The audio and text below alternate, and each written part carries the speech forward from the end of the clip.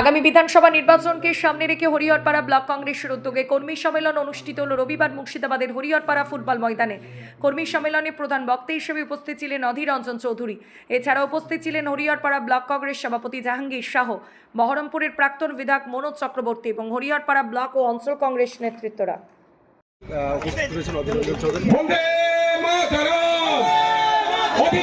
লড়াই করো, আমরা তোমার সঙ্গে আছি। লড়াই করো, আমরা তোমার সঙ্গে আছি।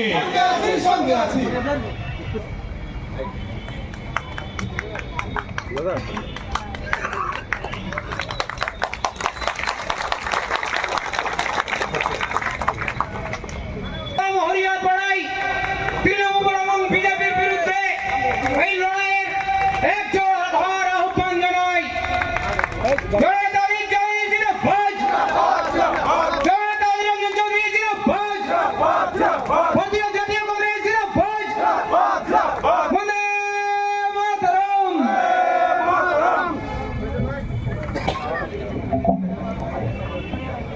এবার বক্তব্য রাখবেন অন্যতম সভাপতি আব্দুল্লাহ কাফি।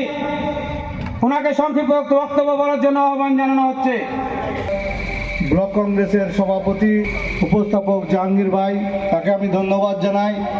উপস্থিত আছেন সকলের অভিভাবক, ছাত্রদের, সেই উপস্থিত আছেন আমাদের জেলা কংগ্রেসের সভাপতি আমাদের ভাই এবং সহকর্মী তৈদুর। সর্বোপরি আপনারা যারা কংগ্রেসটাকে এই কর্মী সভায় মাধ্যম দিয়ে বুঝিয়ে দিয়েছেন যে ভারতবর্ষের প্রত্যেকটা কোনায় কোনায় অভিশপ্ত বছর, যে বছরে ভারতবর্ষে ক্ষমতায় এসেছিল নরেন্দ্র মোদী, তার আগে ভারতবর্ষকে 14 সালে আসতে সফল হয়েছিল।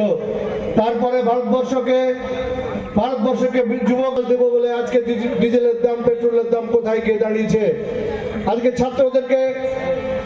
ছাত্রদের অবহেলা হয়ে গেছে, অথচ আজকে মেক ইন ইন্ডিয়ার নামে ভারতবর্ষের ছাত্রদের, যুবকদেরকে ভারতবাদী করেছে।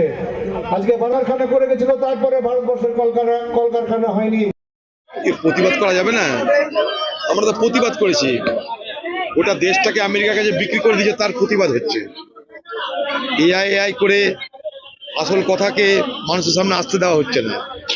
লাদাখে চীনা সেনারা কি করে লাদাখে একটা অঞ্চল দখল করলো, তার কথা আলোচনা করতে দেওয়া হচ্ছে না।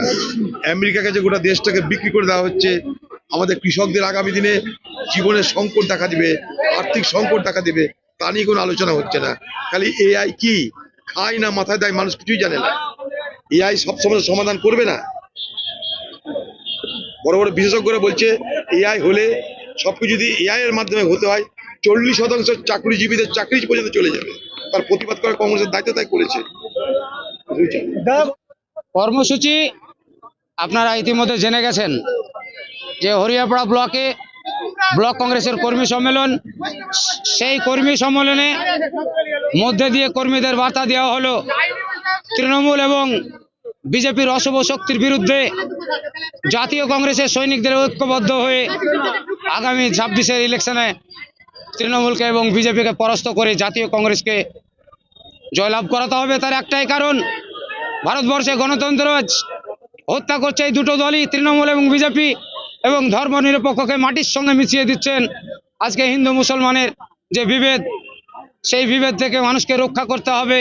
আজ মানুষের জন্য তাদের কোনো চিন্তা ভাবনা নাই, শিক্ষিত যুবকের জন্য চিন্তা ভাবনা নাই, কৃষকদের জন্য চিন্তা ভাবনা নাই, বেকারদের জন্য কোনো চিন্তা ভাবনা নাই। সেই চিন্তা ভাবনা একটাই প্ল্যাটফর্ম, ভারতীয় জাতীয় কংগ্রেস। তাই জাতীয় কংগ্রেসকে শক্তিশালী করার জন্য আজকে এই জাতীয় কংগ্রেসের সম্মেলনে মাননীয় অধীর রঞ্জন চৌধুরীর বক্তব্য এবং হরিহরপাড়া ব্লক কংগ্রেসকে শক্তিশালী করার অঙ্গীকার। আজ আপনারা দেখলেন যে হরিহরপাড়া ব্লক কংগ্রেস ইতিমধ্যেই আপনারা জেনে গেছেন, এখানকার সমাগম নিয়ে আমাদের প্রত্যেকটা বুথে থেকে 287টা বুথে প্রত্যেকটা বুথ থেকে 5 জন করে নিয়ে আমাদের কর্মী সম্মেলনের আয়োজন করা হয়েছিল। তাতে মানুষ উপচে পড়েছে, ভিড়, প্রত্যেকটা জায়গা থেকে কর্মীর ব্যাপক সাড়া। ফলে হরিহরপাড়া কংগ্রেস রাজপথে তৃণমূল বিজেপিকে আমরা হারাতে পারবো 2024 সালে। এটা একদম তার প্রমাণ এই জনসংখ্যায়।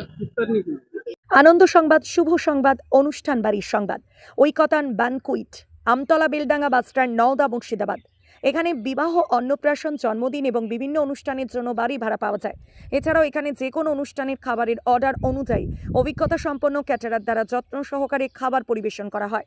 বিশেষ দ্রষ্টব্য, মুসলিম বিবাহ রেজিস্ট্রারের সুব্যবস্থা রয়েছে এবং গাড়ি পার্কিংয়ের সুব্যবস্থা রয়েছে। আমাদের যোগাযোগ নাম্বার 80018114